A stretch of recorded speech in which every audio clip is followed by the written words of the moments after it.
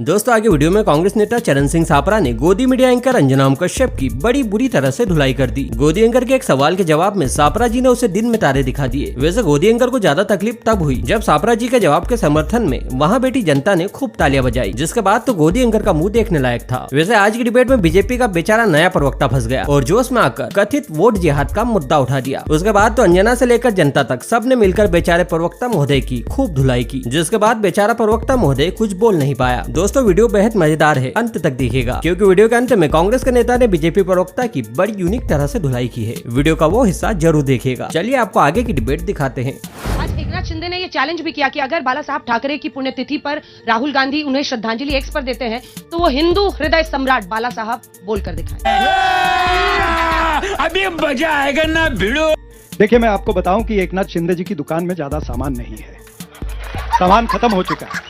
इसी तरह की बातें इसलिए वो कर रहे हैं। सवाल ये है कि अगर ये गिनने जाएंगे तो हम भी गिना सकते हैं कि श्री राहुल गांधी जी जब आए थे, भारत जोड़ो न्याय यात्रा जो चल रही थी, तो उन्होंने स्मारक पर जाकर के माथा टेका था। आप हमारा मैनिफेस्टो देखेंगे तो उसके ऊपर भी आदरणीय बाला साहब ठाकरे की जो तस्वीर है, ये मुंबई नामा है, ये वाला।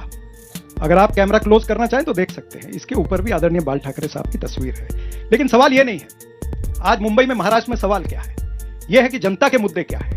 ये जनता के मुद्दों पर बात नहीं करना चाहते, इधर उधर की बात करेंगे सारी बातें। इनको कहिए कि महंगाई पर बात करें, बताएं कि लहसुन का भाव जो है वो 500 रुपए किलो कैसे हो गया। ये बताएं कि जो प्याज है जिसे हम कांदा कहते हैं वो शतक कैसे मार गया है।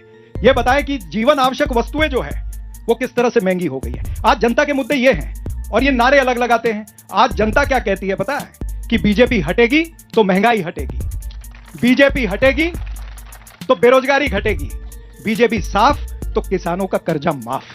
ये मुद्दे हैं, ये मुद्दों पर बात नहीं करेंगे। जवाब दीजिए। बीजेपी की तरफ से मोर्चा संभालिए। आपकी 2014 में यहाँ पर 15 फिर 16 सीटें आई थी इसी मुंबई की 36 सीटों में से। इस बार क्या हाल होगा? मैं इनको बताना चाहता हूँ, जहां हम खड़े हैं ये नॉर्थ ईस्ट सीट है। यहाँ पर 6 विधानसभा है, 6 विधानसभा में 5 विधानसभा में हम आगे हैं। वोट जिहाद के कारण हम इस सीट को लूज कर गए। सिंपल बात बता रहे, एक कारण है ये। क्या है वोट जिहाद? मैं बता रहा हूँ क्या है वोट जिहाद, क्या है?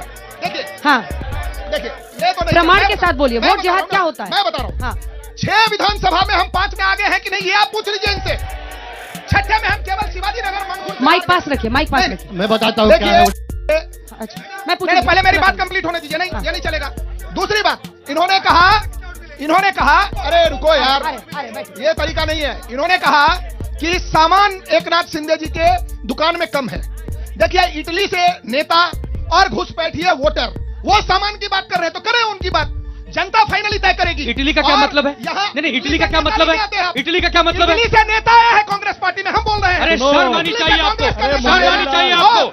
स्वर्गीय राजीव गांधी जी की धर्मपत्नी विवाह कर उद्धव ठाकरे पर जो उन्होंने बोला उसका जवाब दीजिए, फिर लोगों के सवाल की भाषा का सुधार अगर गिराना है। बीजेपी के प्रवक्ता होमवर्क करके नहीं आए हैं। बीजेपी के प्रवक्ता साहब, आप भांडुप से 3000 वोट से पीछे हैं, विक्रोली से 15000 वोट से पीछे हैं, घाटकोपर वेस्ट में 17000 वोट से पीछे हैं। गूगल कर लीजिए।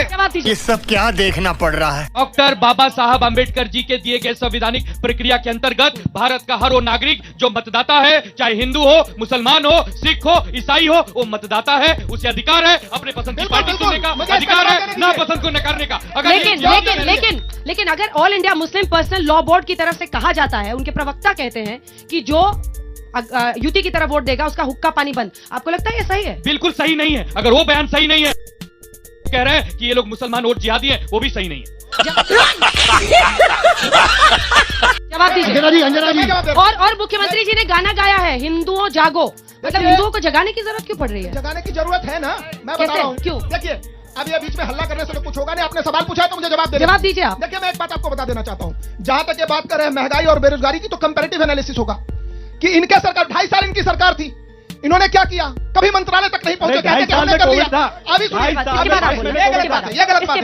मैं आपके बीच में एक शब्द नहीं बोला। मेरा ये कहना है कंपैरेटिव एनालिसिस है कि अगर आप इन्फ्लेशन भी देखेंगे तो ये 2.5 साल में उस 2.5 साल से इन्फ्लेशन कम है। एक उससे पहले 5 साल देवेंद्र फडणवीस की सरकार थी, उसने काम किया और इस 2.5 साल में पूरे मुंबई की तस्वीर बदल गई। इन्होंने इकोनॉमी की बात की। मैं इनको बताना चाहता हूं, चंद फिगर इनको बता देता हूं कि ये खर्चे पे चर्चा कभी नहीं करेंगे, जो बेचारे लोग भी पूछ रहे हैं इनको।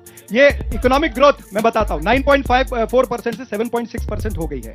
कर्ज जो है 8 लाख करोड़ का हो गया इस सरकार के ऊपर। इंटरेस्ट बर्डन जो 2014 में 23,965 करोड़ था, अब 56,727 करोड़ हो गया महाशय। और सुनिए, जीडीपी महाराष्ट्र की ये 15.2 थी 2014 में, अब 13% है।